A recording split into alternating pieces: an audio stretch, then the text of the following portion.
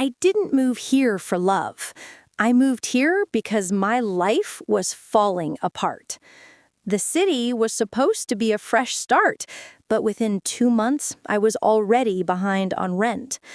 That's when she knocked on my door. Morgan Bennett. Mid-30s, sharp gray eyes, black blazer, even at home. My landlord. My reminder that I was failing, and somehow the only person who didn't treat me like I was. "You missed rent again," she said softly. Not cold, not cruel, just tired.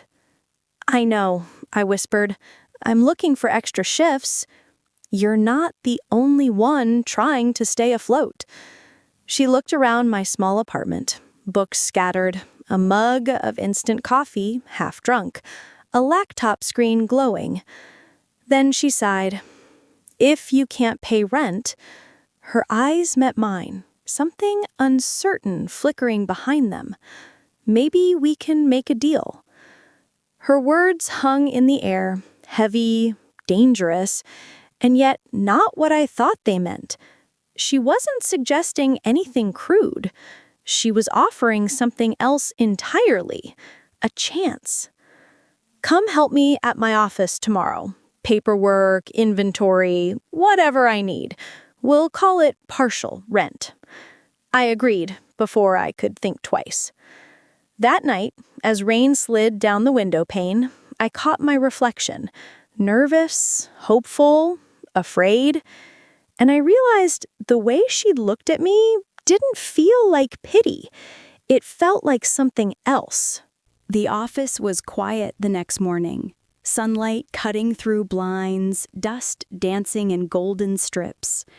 Morgan was already there, sleeves rolled up, hair tied back.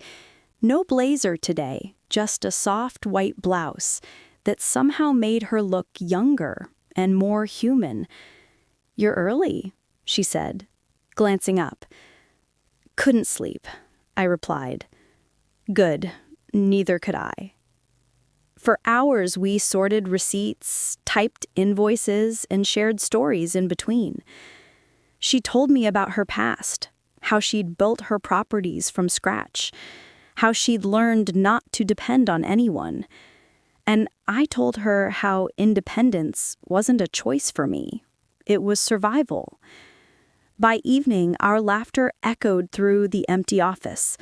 When I spilled coffee on a document, she leaned over to help, our hands brushing, and the air froze. No words, just the hum of the city below us, the faint buzz of fluorescent lights, and the sound of her breathing close to mine.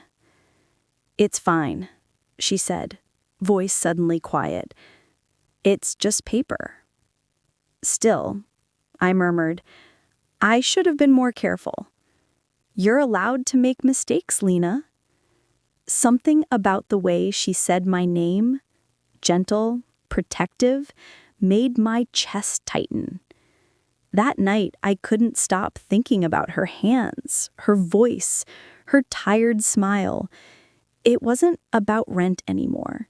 Something was shifting, something I couldn't name yet. A week later, I brought her the payment I'd finally scraped together. But when I handed it to her, she didn't take it. "Keep it," she said softly. "You earned more than my rent could buy."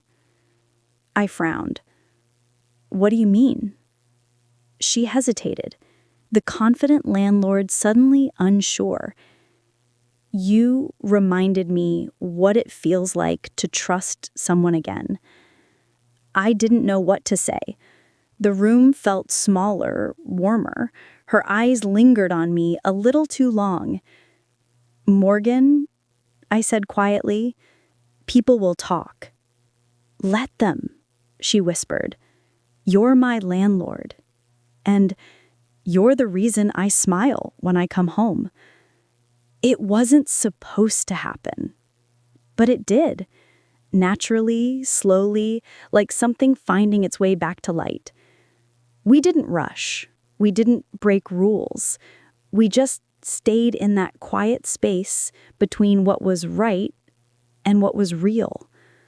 Sometimes she'd bring me coffee on her way out. Sometimes I'd fix her Wi-Fi just to hear her laugh. And sometimes, late at night, I'd see her lights still on and know she was thinking about me too. It's funny. People think making a deal means losing something. But with her, I didn't lose anything. I found home. In her kindness, in her silence, in the way she said my name like it mattered. "The deal's still on," she teased one night, standing at my door. "Oh, you keep helping me? I'll keep helping you believe in yourself." And that was enough. Because sometimes love isn't a promise or a contract.